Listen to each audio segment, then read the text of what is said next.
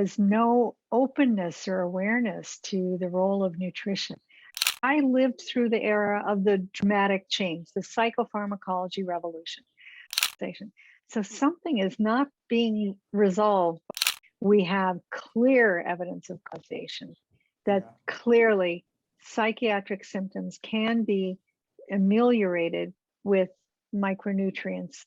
Are only worried about the macronutrients, about how much protein they're consuming and carbohydrates. Simultaneously, there were so many other influences after World War II. So there's Western healing systems that we study versus non-Western healing systems. It all becomes clear. It's like the foundation.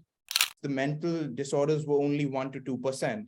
And in 21, it was 20%. I mean, they went through horrendous things. Yeah. So the stressors are always there. Dispel a myth. There is a myth out there that. Good morning, Dr. Kaplan. Good morning to Natalie. And Guarav, you're going to teach me how to pronounce your first name, right? Guarav, that was perfectly fine. Guarav? Oh. Yeah. Okay. So I'll start. So hi, everyone. Welcome to this episode of our special series podcast for Half Full. Half Full is a podcast that aims to inform and empower people to take the first step in their mental health journey. We want to help facilitate those important conversations about mental health, whether it be about self-care, general well-being, or some more serious topics like mental illness. We understand how overwhelming it can be just to try to figure out where to start when it comes to mental well-being. So our goal is to educate people about mental health and, in this episode, nutrition, and encourage them to take action in real life. So my name is Natalie Shu. I am actually a classical music and economics student at the University of Toronto. Welcome to our podcast. Thank you, Natalie. So welcome everyone to a special podcast. I'm Guarav Singh, entrepreneur, sports coach, and sports president, UBC Sauder. Today, we have a very special guest, an accomplished research psychologist, professor in the University of Calgary's Cumming School of Medicine.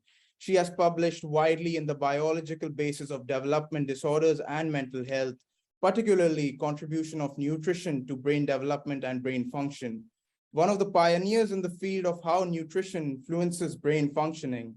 Rogers Prize achiever, nationally recognized difference maker by Canada in the field of mental health, top 7 over 70 Calgary Award achiever, and co-author of the book Better Brain. It's our privilege and honor to have you, Dr. Bonnie J. Kaplan. How are you doing, ma'am? And why don't we start by telling the viewers a little about you and your journey, how you got into researching about mental health on a very micronutrient level. Welcome, ma'am. Okay. Oh, thank you so much, Guarav and Natalie. It's my pleasure to be here. So people are always asking me how I got started on this, and in a way it's more interesting how I got stopped, but I'll tell you how I got started. When I was still in training in graduate school, I knew I would never be a clinician. I was not interested in doing clinical work. But I was in a program that included clinical psychologists and future research psychologists, excuse me. And I just noticed it was, I didn't have any great insight into myself, but if I was asked to give a talk on a topic like learning or memory or vision or all the things that we study, in relationship to psychology, I always wanted to know the biological basis. So a little light went off and I thought, well, yeah, I guess I really want to know how the brain works. So I finished my PhD and then I went on to do a postdoctoral training in neurophysiology, neurosciences, as we call it now. And that really consistently led me to understanding what makes brain cells work.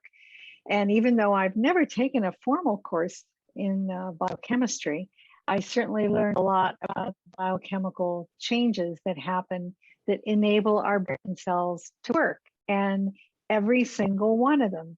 And if anyone out there listening can ever find an exception, let me know. I have not yet found an exception. Every single one of them is dependent upon our consumption of vitamins and minerals and the other nutrients that our brains need. So that's how I got started. And I kept trying to study it. And gosh, back then there were a lot of obstacles to studying nutrition. It's becoming a lot more accepted now. That's great. So going off of that one comment, I was wondering if you could speak a little bit on your experience and how generationally it's changed into becoming more of accepting to talk about the topics of nutrients in relation to mental health. Yeah, it's very interesting. One of the obstacles that it should have been instantaneously acceptable was nutrition, right? I mean, our ancestors knew the importance of nutrition. My grandparents were, if any of your grandparents who, if they were homesteaders or pioneers in any rural area, they used a book called the People's Home Library, and the People's Home Library told them explicitly how to take care of the cattle, how to take care of their homes, how to raise their children, because these were people who were moving far away from the things they were used to, their families, etc. And it said very explicitly, if someone is showing mental illness or problems mentally, and what they're showing is imperfect nutrition. That's a direct quote, imperfect nutrition. Right. So now we understand it a lot more biologically, but it was natural. I mean, what changed? See, I lived through the era of the dramatic change, the psychopharmacology revolution, when Schildkraut and Ketty wrote their book on the catecholamine transmitters and understanding something more about how neurotransmitters work in the brain. The drug companies were off like a shot.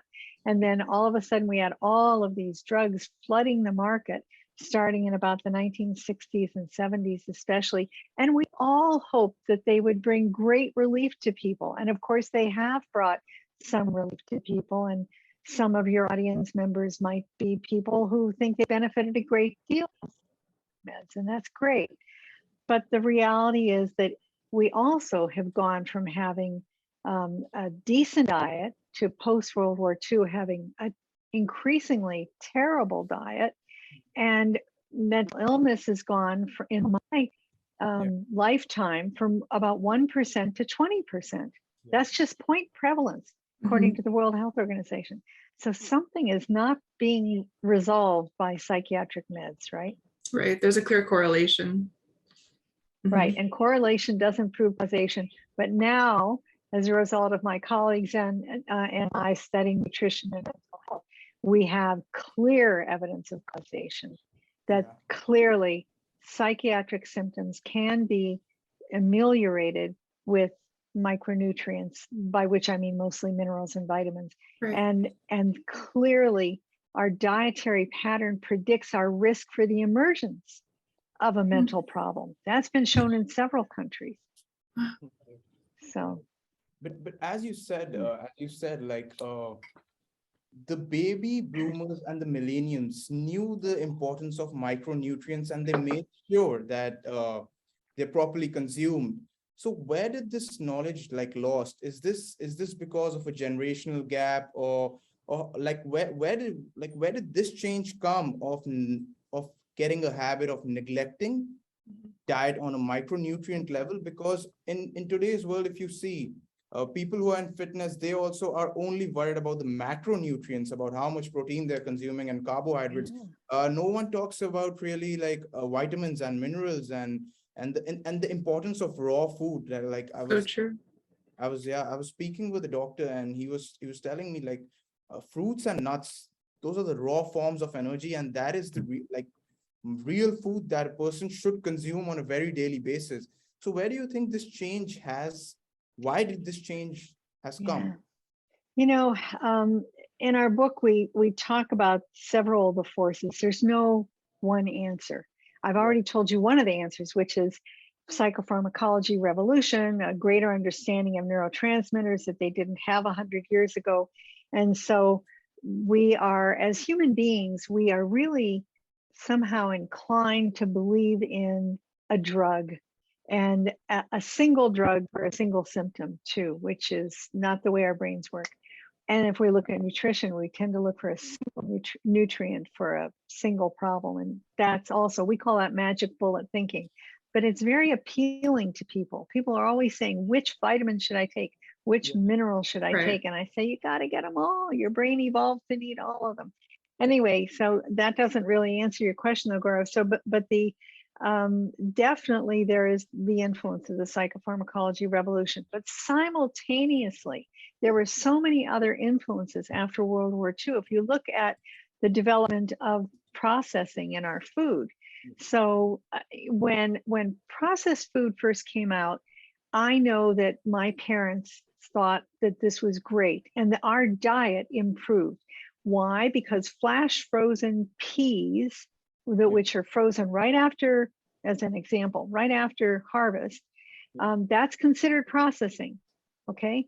And it diversified our diets if you didn't live right where peas were grown and fruits and so forth. And so for a while, the processing of food, especially canning and freezing after World War II, really improved everybody's diets.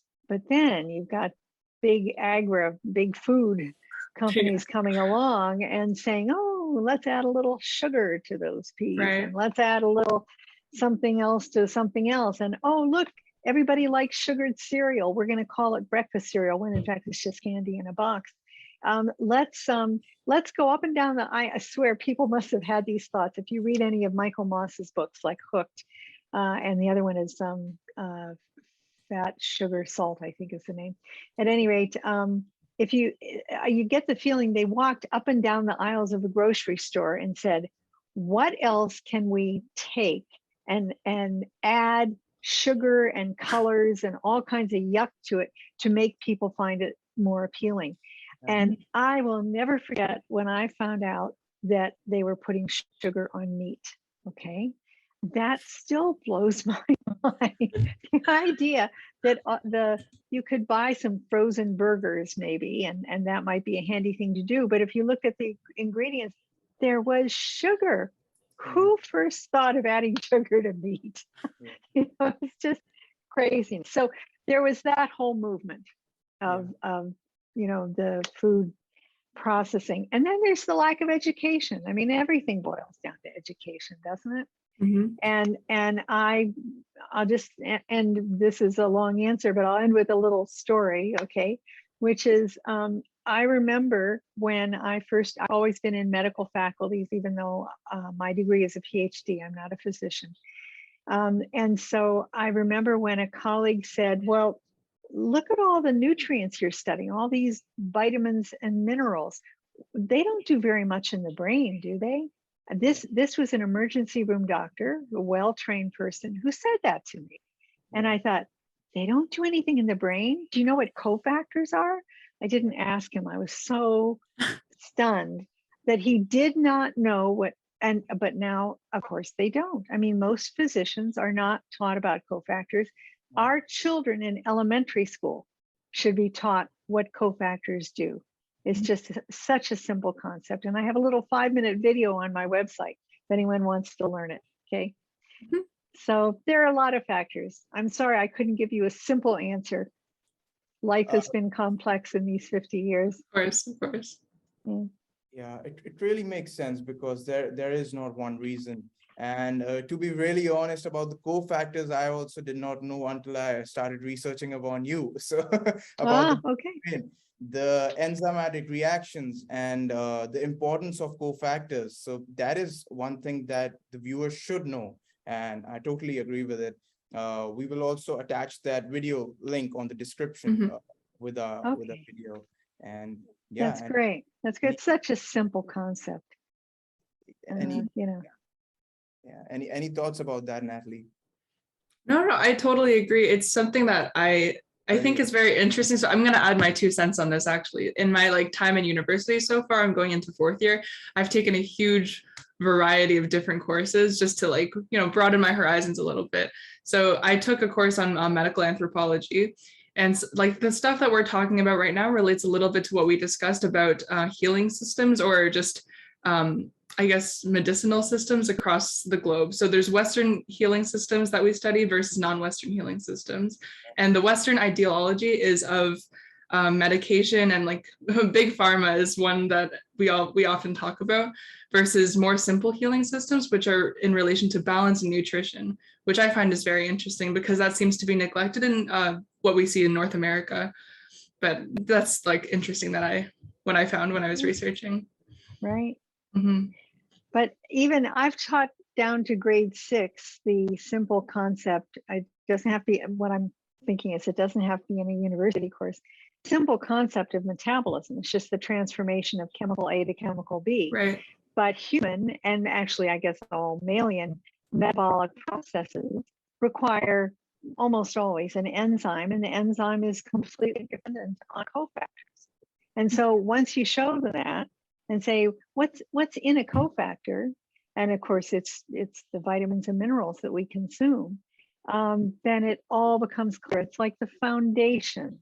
It's the foundation. Just get our brains are much smarter than we are. I wouldn't be able to build, serotonin, but my brain knows how to do it. I can't go eat it. So my brain knows how to do it if I just give it the cofactors it needs. Right. So that actually kind of leads into my next question. So again, you mentioned serotonin just now. If you could if we could narrow this down, because there's so much to talk about in this field, but if we were to talk about how nutrition directly relates to mental health, or how it can better your mental health in any way, is there anything you can speak on that more specifically? Sure. I don't think I'll be specific in the sense of naming serotonin. I'd rather leave your audience on this question empowered to feel that they, a lot of their mental health is in their hands and they don't know it. And I think it's very helpful if they think about this. So for example, I'm going to give you a couple of studies, okay? But Sure. I think that they're very powerful. And one is a Canadian study that was done in Nova Scotia, and it's what's called a prospective longitudinal study. And it took a group of children. It's the youngest sample ever studied this way anywhere in the world. They were in grade 5, and characterized how they ate. Okay, and so just in terms of how much soda they drank and how much whole food they ate and how much fast food they ate. And they had ways of characterizing their dietary pattern. And they also characterized, by the way, their exercise and their screen time in terms of goals and guidelines for children. Okay. And they had a group of about 3,000 children, and none of them were seemed to be in need of any kind of mental health help. None of them had been referred for mental health diagnosis. Mm-hmm. And so they analyzed the data and they left the kids alone for 2 years. And then they came back after 2 years and they asked the question, who was most likely to have been referred in those 2 years for treatment of an emotional or mental problem with a physician? And it was predictable based on their dietary pattern and also screen time and exercise. But they had 9 variables, 6 of them were dietary, and you could predict who would be needing help with their mental health in just 2 years. And you can guess the difference. I mean, the kids who did not need help were eating whole foods. They were not eating ultra processed junk. I'm sorry, I usually don't call it junk because it's very judgmental. And I don't know why I slipped out just now. Ultra processed product. I try so hard not to call it ultra processed food. It is not. The ultra processed stuff that people are eating is not food. Food is what we consume to build and maintain our cells. And over half of what our population is putting in their mouths right now, over half, and this is data from the US, Canada, and the UK, they're all consistent. More than 50% of the calories we're consuming is not food. That's shocking that we are voluntarily cutting out half of the micronutrients and eating soda and chips and all of that other ultra processed stuff. Anyway, that's why I got hung up on that. Yeah, it's a super interesting distinction though, because I think a lot of us, or especially in our age group, I find a lot of us are just super busy all the time with trying to manage, for example, school and work, and maybe not enough time to get in all your 3 meals, for example, and you just grab anything you can that's of easiest access, and we think that's considered food. But if it's not, we overlook it a lot. It's not food if it's not providing you the nutrients that you need. Right. Anyway, that was a little bit of a tangent there. How did I get there? I was telling you about the study. Okay. I could tell you other studies that are like that, but I think you get the point. Right. That dietary pattern really matters. And we are voluntarily choosing in our society now, we are voluntarily choosing to cut out more than 50% of what our brain needs. Yeah.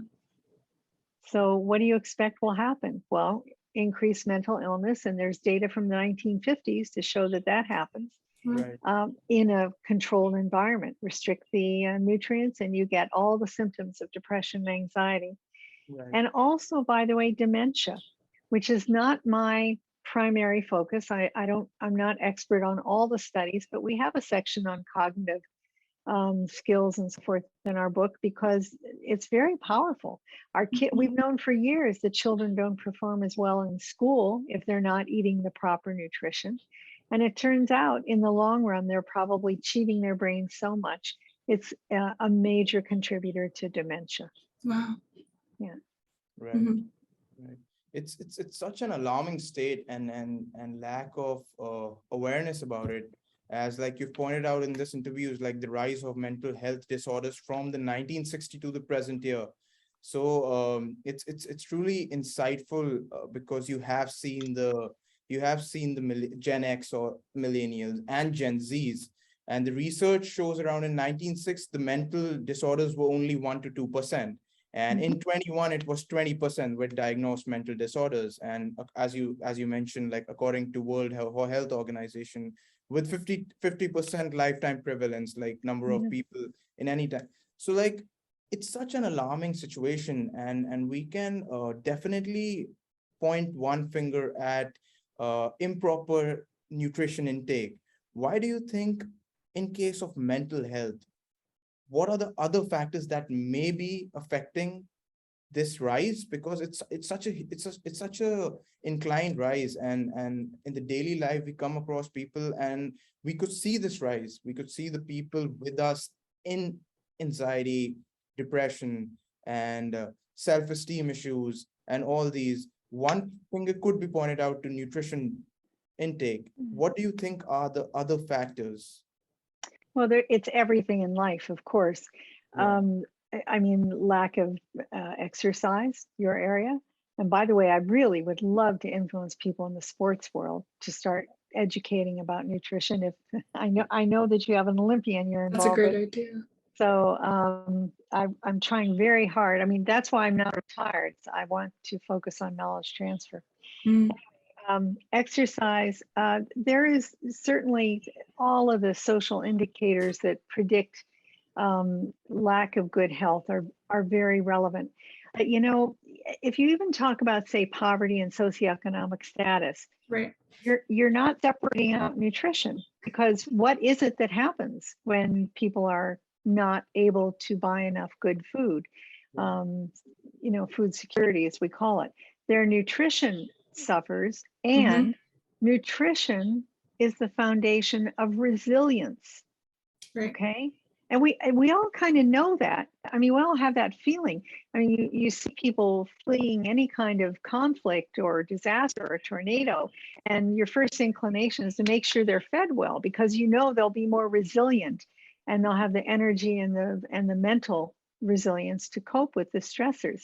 So I don't think our stressors have changed. Notice I'm not saying that the pandemic is a major cause. Right. Because, you know, I come from a line of recent ancestors who lived through World War I, World War II, the Depression, the flu epidemic, pandemic of 1918. What did I leave out? The Dust Bowl. I mean, they went through horrendous things. Yeah. So the stressors are always there, but it's our resilience that is weak right now. Right. So I wanted to jump into something very interesting you said there. In economics, we refer to quote unquote fast food, junk food as inferior goods, because as there are, for example, like in a unfortunately lower income bracket, they would be forced to purchase food that is more easily attainable or cheaper, and that would be your like McDonald's is the example we use all the time in class. So those are referred to as our inferior foods and inferior goods. I just wanted to know your opinion on that and how, for example, we all kind of know that organic foods or a lot of healthier food restaurants tend to be a little bit pricier than fast food establishments. I wanted to know your opinion on how people access those. Okay, so first of all, I really appreciate this question because I want to dispel a myth. There is a myth out there that eating real food is too expensive. Right. Now let's leave organic aside for a minute. Okay? Sure. But real food versus the ultra processed chemical manufactured things, the McDonald's, etc. Yeah. There is research from one study in particular showed that when people were taught, just educated and supported and coached to move to a whole foods diet, they saved 20% of their budget. 20%. Now, why is that? Why do people think it's cheaper to live on junky food? I have a theory about this, and Sure. I'm no longer talking as a scientist. Maybe somebody out there will study it. I think a lot of comes down to planning skills. To eat a whole foods diet, which is saving you money, which means eating some things like nuts and seeds, which are very important, but they tend to be a little expensive. You can't live on them too much. But all the canned beans and legumes, they or dried, I mean, they're even cheaper. And there are a lot of ways to save a lot of money, okay, in your own diet. But they all take planning. It means that you're going to cook and you're going to make sure you have the ingredients on hand. We have a whole chapter of recipes for things like this, by the way. Wow. If you're interested, our publishers forced us. They said, you have to have a chapter on recipes. Everybody wants recipes. Right. So we did. Anyway, but there are ways that you can cook and save yourself money. But if you're not as well organized and you don't have the planning skills, you think only of what's immediately going to take away the hunger pangs. And we've all been in that situation where you just want to put something in your mouth. And so that's when you reach for, a soda and chips or something, but doesn't last. And by the way, I mean, you add up anybody I know, and I've had some people here in Calgary do this with people who keep track of what they're spending with their sodas and chips and going shopping at the 7-Eleven, getting food out of a vending machine. It's only $2 at a time or $3 at a time. Whereas to eat properly, you're going into a grocery store and you're going to walk out, have spent a lot more money. But that $2 or $3 just doesn't get you through the day. Right. And it adds up. Yeah. So people should experiment on themselves. I hope people who are listening are empowered by this message too. Figure out, keep track of what you're spending for 1 week on yourself and or your family or whoever you live with, okay? And then plan some whole foods meals that rely upon the inexpensive options. I mean, rice and couscous with beans and legumes, it's a very inexpensive way. And then you get a lot of the trace minerals when you put in the various spices and so forth. True. And I think you'll find you're saving 20% of your food budget. Oh, that's a perfect segue, actually, because as we are both university students, I'm not sure, Guarav, if you can relate to this, but there have been lots of times when I've had less than ideal planning time for meals or anything like that. So I tend to eat out more than I would like to. But during the pandemic, actually, I've started to take up cooking a little bit more. And I've already noticed that it does take a little bit more time and energy to plan, and the grocery shopping for sure as well. But it's definitely like I'm saving so much more money than spending like 20 bucks might not seem like a huge thing for like a dinner, but every night or more than exactly. So I'm not sure about your opinion as a university student, but like I can definitely. I have a similar one. Yeah, influencing and empowering the viewers. And this podcast is all about that, influencing people to take that action, to make that call, to make that discipline in life. And this is what we aim to give to the viewers. And this means a lot coming from you to experiment for 1 week and see how they could change their dietary intake as well as their spend analysis. Exactly. That's a really practical tip and would mean a lot to the viewers. And yeah, so I would like to point out one thing. You've also mentioned this in one of your seminars before, and I've also seen this, like Gen Zs in particularly seeing food as entertainment. Oh, yeah. How you get my point, and I've seen that a lot. And when you mentioned that in your seminar, I was like, this happens around me all the time. I'm guilty for sure. Oh, the sodas, pizzas, as, Yeah. as entertainment and not food. That's right. What are your thoughts about that, and how could it be changed? Well, we're going to go full circle back to those metabolic pathways. If you put that 4 or 5 minute video up with your link, it would be very useful. I want to tell you how I started presenting that information. It's almost 20 years ago. I've always done a lot of talks and lectures and everything, and I was speaking to a lot of lay audiences, and I thought they just don't get that what they're putting in their mouth goes to their brain. And so I selected serotonin because even back then everybody knew what serotonin was, even lay people. You didn't have to be a biochemist. And if you look at in any of my talks, if you're looking at the pictures in color, you'll see that serotonin and tryptophan and melatonin are in red because they're recognizable words. And there are a lot of other intermediary chemicals that are, nobody's heard of. So I just put them in black. Okay. So you look at that and you say, oh, okay, those are things in the brain. And then when you click on each of the arrows, which are enzymatic reactions, and see all of these vitamins and minerals, I have had so many people come up to me after talks in the days when they could come up to me and it wasn't on Zoom. And they would say, I will never put another bite of food in my mouth again without thinking about my brain. And what they say is it just blows them away that they never understood that every bite they're eating is feeding very specific metabolic pathways.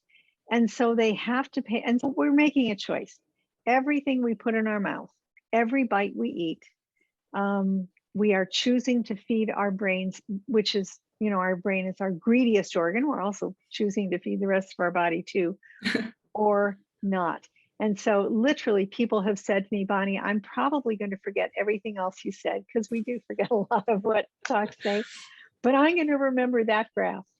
Wow. So that's why it's in chapter 2 of the book. Believe me, our publisher, our editor was not thrilled to have a biochemical pathway in a book for general public. I mean, this is not a scientific book. It's got lots of stories and anecdotes, but I said, I can't write the book without this graph. So it's in there. So I don't know, did that answer your question? Yeah, but there should be awareness, and there should be some kind of transformation in the society, particularly among Gen Zs, of not viewing food as entertainment, because it's really important for your body and your mind and your brain. And just as you said, if they knew the importance of that, they would always think twice before consuming that. So surely it does spread awareness and answers my question. Yeah. For sure. Okay. I'm just going to ask one more before we get into, maybe, do you want to get into the question portion of it after soon? We have some questions from a couple people who took a little survey who wanted to know some stuff about how their nutrition would affect their mental health. So maybe just one or two before that, I wanted to know if you had any, or if you've heard of any common do's or don'ts for, as our website pertains to university students or young professionals, any things that we commonly do that we should avoid doing, or things that we're not doing enough of maybe? Well, I think I'm going to be repeating myself a little bit to answer you. We should be mindful about what we put in our mouths. We should be eating whole foods. We should be cooking. Even, a young man recently said to me, I made a really healthy dinner by opening a can of beans. Wait, what else was there? A can of corn. And I think he cooked some couscous under it, and he's very good with spices, lots of spices. Wow. Very inexpensive, and he loved it. And it led to all kinds of experimentation. So it's not cooking, but it's cooking. Okay? It's still cooking. If you start out at that, that's great. if people just did that, we would have better health, physical and mental. Right. Wow, that's great. Yeah. Right.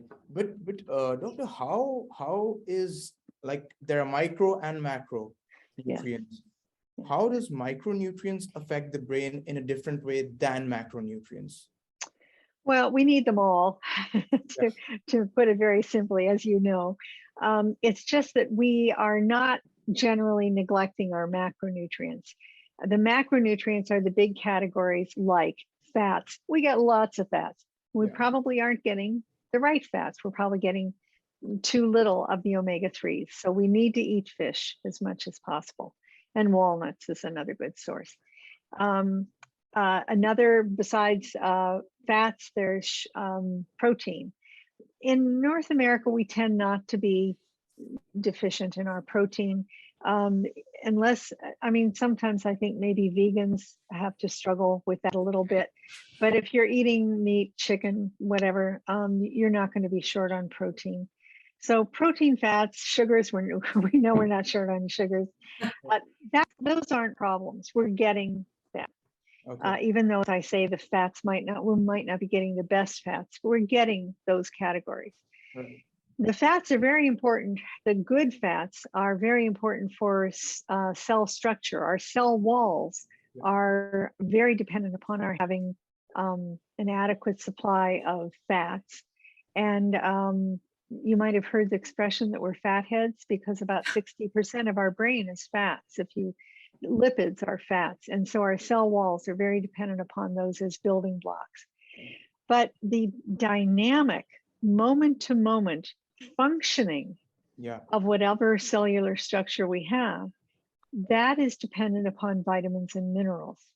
And now, before I drop this, I just want to tell you we're neglecting a gigantic category outside of those, because we don't know much about them yet. But there are phytonutrients in the thousands, which Mother Nature has packaged in our good, healthy crops, if they are healthy, with the vitamins and minerals. And we only know the names of a few of those thousands, and we don't know the functions of many of them. And so it's another reason to try to eat whole foods. We're getting them. Mother Nature apparently needed and wanted us to get them, but we can't really tell you yet what many of them do. Things like lycopene and things like that, right? Interesting. Yeah. And don't you think, like, while observing, I think that in general people have moved from a nutrient approach to a caloric approach. So I'm as a sports coach, I monitor sports diet, and while asking, it's like, I've consumed my 2,500 to 3,000 calories. They're not worried about how they consumed it. They're worried about, okay, I will not exceed 3,000 because that will make me fat. How they are consuming it, from what means, what are the sources, they are not worried about. They are worried about the caloric intake. So I think there is a shift that is needed from a caloric approach to a more nutrient approach, because maybe like from 3,000, a person intakes 2,800, but a nutrient-full diet, it would be beneficial for the body as a whole than caloric from ultra-processed food-like substances, as you say. Yes. You said it perfectly. I can't improve upon it. Pay attention to the nutrients, not just the calories. That's nice. Yeah, and while doing our primary research, so we have sent out a survey across Canada to all to age group between 18 to 35, and we had a section in which there were questions of what would you like to ask a professional health professional, and there are some of the questions. Why don't, Natalie, you take it forward? Sure. There's one here that I think we might have covered already. It's just, do micronutrients affect our thinking, or how? Or maybe we'll specify thinking in terms of, Thought process, like Yes. a thought process. Yes. It's as simple as that. There's evidence on cognitive function for sure, going way back to, I think it was the 60s, when people were looking at whether a school breakfast program, a healthy one, improved children's ability to think in class that morning. And now we have the people who are studying dementia and showing better cognitive function in people who are following more of a whole foods. In our book, we call it a Mediterranean style diet. Nobody agrees on what a Mediterranean diet is anymore, and there's nothing magical about a Mediterranean diet. But the point is, it's a whole foods approach. And you did mention, I know you said this wasn't your field, dementia specifically, but when we talk about how a whole food diet would benefit potential dementia patients or anything like that, would that be it's a long-term effect? It's throughout your life, you want to eat better to prevent this? It's a preventative approach, or? Well, that's a good question you're asking. There's some new data to show from a doctor at University of California, I forget which campus, Dr. Dale Breseden, who he and his colleagues, Dr. Kat Toops is one of them, an integrative psychiatrist, just published some data that look like they show treatment effects. Wow. That they can slow cognitive decline. There's one that I'm afraid I haven't read it carefully enough to be able to say anything about that one, but there's one that we cite in our book from Oxford University that shows slowing of cognitive decline in just 2 years with high dose B vitamins. And these are people who were already in what you might call kind of early dementia, stage 1 mild cognitive decline. They were randomized to either get a high dose B complex or placebo. And in just 2 years, not only the group that got the real one, not only showed less cognitive decline, in MRI scans, they showed less brain atrophy. Their brain tissue was preserved better.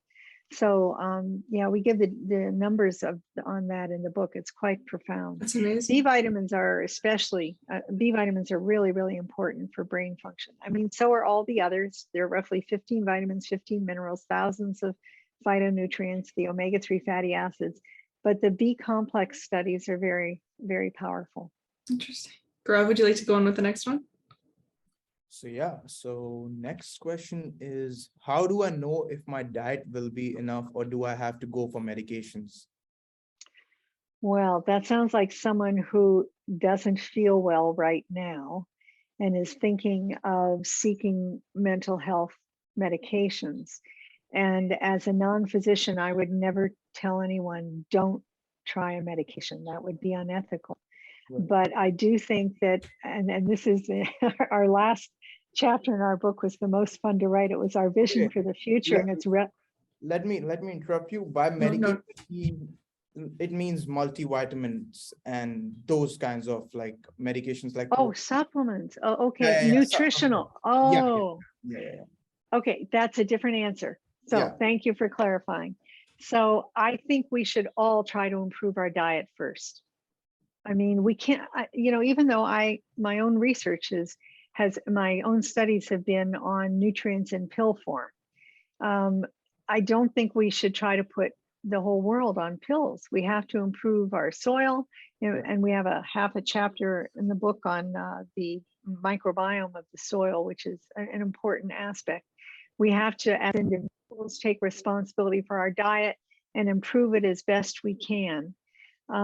But then, I mean, if that is not enough, and there are good reasons why it might not be enough for some people, and we talk about those in the book, but one has to do with genetic predisposition and individual differences, so that, we have different needs for different amounts of micronutrients.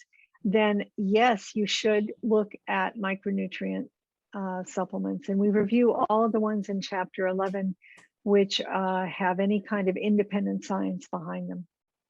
Okay, so chapter 11 of Better Brain discusses this in detail. Mm-hmm. It goes over all the formulas. The two that are the most studied in the world are both from Canada. Okay, they have the most research behind them. Yeah. Okay, so we'll move on to the next one, which is pretty much related. It's, what if I don't trust multivitamins? Well, there's good reason not to trust the multivitamins that you buy in the store for solving mental health problems, because they're very, very, very, very low dose. They are, people always say, well, there's the RDAs, all of the dietary numbers, etc. None of them are based on brain health, and none of them are related to mental health. They're all derived from post-World War II, when they wanted to, the Americans wanted to make sure that soldiers were healthy enough to march. Okay. That's what that plus the frank deficiency syndromes, which are things like scurvy. Got to make sure they get enough vitamin C so they don't have scurvy. That's a very, very low bar. Yeah. You're not going to get optimal health on RDA levels. Most of us won't anyway, on RDA levels of nutrients. But the drugstore over-the-counter forms, they're not bad. Don't misunderstand me. I wouldn't tell anybody not to take them. It's better than nothing. Right. But there is not a shred of evidence that nutrients at those low levels will solve or resolve a mental health problem. Great. That's good to know. But like, doctor, then the question is, how should a person say wants to make sure he consumes the correct amount of my vitamins and minerals? So how should he make sure if the diet is not able to do it? For example, people are very busy these days and they want to go for supplements. What should their approach be? Where should they go? Which one should they consider? And how should they go about it? First, I need to correct. I don't think I worded the last sentence of my previous answer very well, Gaurav. Before I answer you, I should say what I was saying about not expecting benefit from over-the-counter. I was talking about the one-a-day multivitamin mineral. Okay. Certainly there are, you can get larger doses of some individual nutrients and some other kinds of formulas. Okay. I shouldn't have generalized that way. So, but this is all related to your next question. What's the correct amount? There is no way to tell. People spend hundreds and thousands of dollars sometimes in getting blood tests. And sometimes those are worth doing. Sometimes they'll find out about something peculiar or unusual or health related that, of course, if your doctor says you should have blood tests, have your blood tested. But a lot of the ones that are seeking metabolic kinds of differences they're still limited to peripheral blood. That's where they draw blood from. They're not drawing it from the brain. Right. So, and more importantly, that's a minor consideration because we know the blood does go throughout the brain and body, but there is no blood test yet that tells you what your brain needs. So maybe you get a certain level of, say, vitamin D in your blood test, and even if it isn't in the brain, it's okay, peripheral. But we don't know, is that the right, and you worded this question so in the important way, but the impossible to answer way, which is what's the correct amount? We don't have a way yet to say what is the optimal amount for you. I do have some biases. I do think that it's better to take the whole spectrum of vitamins and minerals together in balance, which is what the formulas that we've studied do. And your audience needs to know I'm not affiliated commercially with any natural health product company, and I never will be. So it is just the way our physiology works. We need them all together. Right. But the correct, in a way, what we have studied is a shotgun, giving lots of all of them, knowing that the ones that might be above what are called the tolerable upper level, they'll be excreted, and maybe you'll benefit from some of the others. In a nutshell, there's no way to know without trying. And if you feel better on it, then you've done something right. That's great. Great advice. So abundance is the key word here, if I'm not wrong. Abundance, yes. Don't cheat your brain. But like from blood test, for example, if the blood circulation of a person is pretty good, won't the blood be same in the brain and the... I'm not sure if I know the answer to that. I'm not sure anybody on earth knows That's just a curiosity question that I was just... Yeah. Well, all that I can say is it's one step removed. We don't know what the blood-brain barrier does in the way of blocking anything out. You're probably right. The bigger issue was the second one I mentioned, which is even if your blood levels are fine, we don't know what your brain needs. Yeah. Just ask one more question that pertains to something you mentioned very early on, that the education system is actually one of the biggest issues for lack of awareness among people. So if we could ask maybe two sub questions. One would be, what could people do about this if maybe they've realized they've had a lack of education or they're not as educated as they would like to be? And the other is, if you could magically change our education system, what do you think needs to be fixed in order to improve this? Yeah, I'm working on that actually. I'm consulting with some school, a program in the States that is running some programs in both California and New York. And I'd like to work on some in Canada, but the opportunity hasn't arrived yet. Right. So I've thought about this a lot. And I mean, I do want children to learn something different from what I learned, which is eat a balanced diet so you'll have strong bones and muscles. Now, athletes want us to have strong bones and muscles. I have nothing against strong bones and muscles, but I know that our brain is the greediest organ. It's 2% of our weight, and it is metabolically absorbing 20 to 50% of the nutrients that we consume. So I want children to learn that they are mostly eating for their brain, and that they will build a better brain if they understand what those nutrients do in their brains. And so that's why that little 4 or 5 minute video I'm pushing to lots of people, right, because I think it helps them understand that. Did I answer your question, Natalie? Oh yeah, for sure, for sure. Okay, yeah.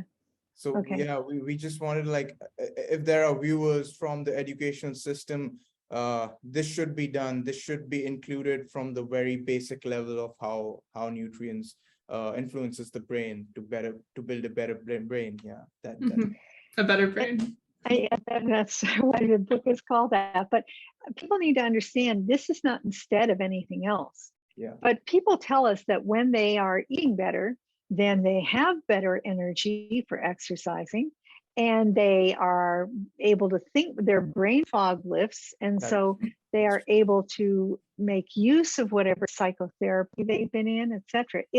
That's why I always say nutrition is the foundation. It's not the whole structure.